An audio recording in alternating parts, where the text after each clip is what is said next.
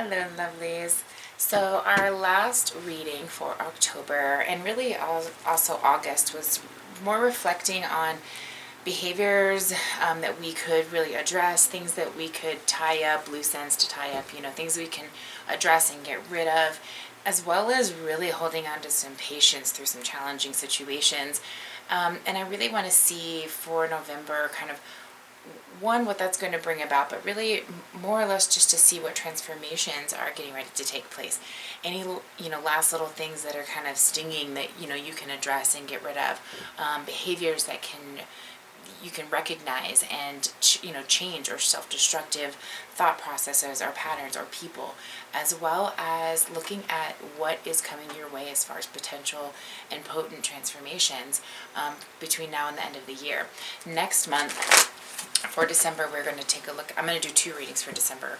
One is going to do more of a reflection type of reading, looking at the energies for 2020 and really just reflect on that, what happened. How can we take that energy and use that into 2020, and that's going to lead into the second half of, or the second reading, which is going to be it's going to be focusing on the resolution based on that reflection. How can you use that for what to look forward to in 2021?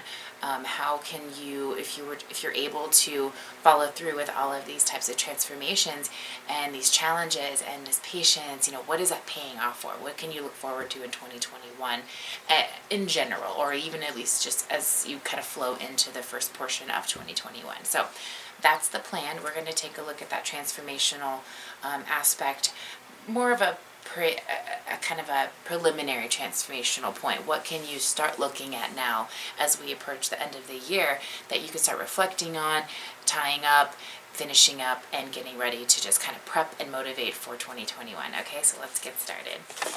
All right, Libras, let's take a look and see how November 2020 is treating you. We're going to see what is lingering that might be holding a sting or not feeling so good that you need to kind of let go of.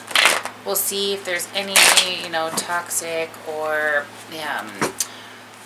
self-destructive behaviors that need to be addressed or identified or stopped. And we'll take a look at what's transforming and how to bring in more of what you're wanting, more of what you desire, okay? What are you holding on to that you need to be released that might be holding a sting?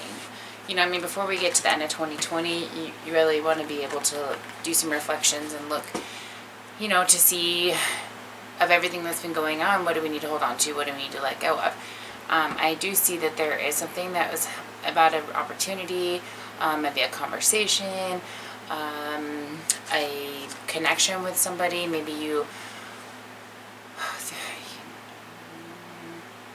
this could have to do with a person or an entity that you saw as, kind of high regard, but something was disappointing about it. Something didn't come into manifestation. There was some kind of a blockage there. Maybe there was some kind of a disruption of some kind. But there's been some emotions swirling around this particular situation. It also has to do with, I feel like, somebody you care about that you just maybe haven't been able to connect with the way that you want to, or a situation you care about.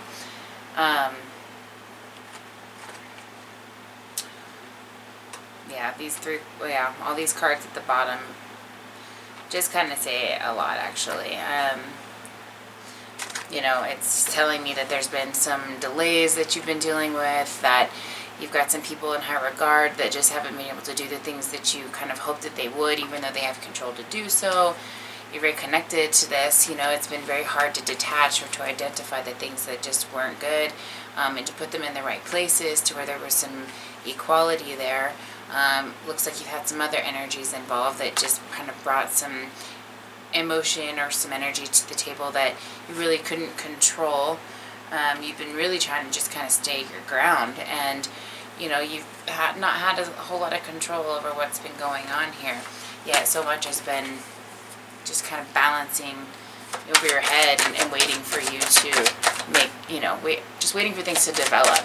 So overall, I see that there's some developments that just didn't take place that you were hoping for, okay? Self-destructive behaviors are things that you need to recognize and stop. anger, frustration, just having that pent up fiery energy with nowhere constructive to release that can certainly affect, your home life, can affect people around you. It can create stagnancies and blockages, and it can just create more problems, really. I mean, makes it difficult to handle what you do have on your plate. It makes it hard to procrastinate moving forward with things because there's so much emotion involved. So overall, just keeping your emotions and your energy, your anger, your frustration, concerns, questions, just that uncertainty, keeping that in a controlled position is been kind of the challenge, really. But boy, oh boy, does it pay off. So what aspect is undergoing a potent transformation? Well, your ability to transform and create and manifest. So using basically that power and that frustration and that energy to something you are bringing into your life, to manifesting what you ultimately want, as opposed to using it and internalizing it into an emotion. You can use that as power to bring more of what you want by just focusing and honing in on that. Using that energy as power. If you need more help understanding what that means, reach out. I can totally explain that. It's part of one of my classes that just kind of explains how you can use that to manifest. It's very helpful. And so as far as, diving into your heart space, what can you explore as far as what you need? Well, you need to have a little bit of that realization, those aha moments that you are in control, that that's how it works, that you can use that energy and apply it, and whether it's just that's all your attention and your intention is thinking about is the things that you're trying to bring in, keeping your vibrations at a high level, not letting anything kind of bring you down, just staying very course, oriented. And if it doesn't match or it's not vibing in the same way that you are, then, you leave it where it stands and you keep moving forward. What is it that you don't need to bring into your life? Anybody else that is trying to control things right now, okay? I don't see you needing to sign any more contracts or getting into any more new, heavy duty relationships or contractual relationships, even if it's work or, just there's no more control that needs to be had over you. You need to be able to have your own say so for a little while, and whatever that means, okay?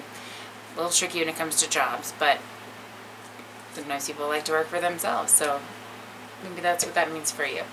Now, what can you explore? What can you bring in that will, what can you focus on that will bring in more of what you desire?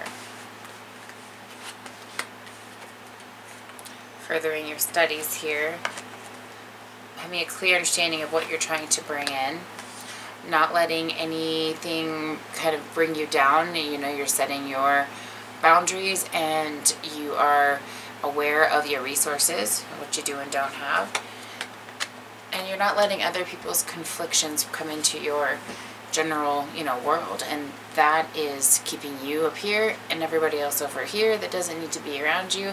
That's a nice boundary that you're setting for yourself, and ultimately it's bringing you towards a much better existence and more of what you want by just keeping your approaches proactive, okay? You might be upset with how things might be going, but the best way to get what you're wanting is to have a proactive approach and to use your anger wisely, okay? And right now what you need is not more order and control. What you need is a little freedom and some room to breathe, okay? If you want to look at your situation specifically, let me know. My information's down below. All my rates are still 50% off. Otherwise, have a great month. Much love.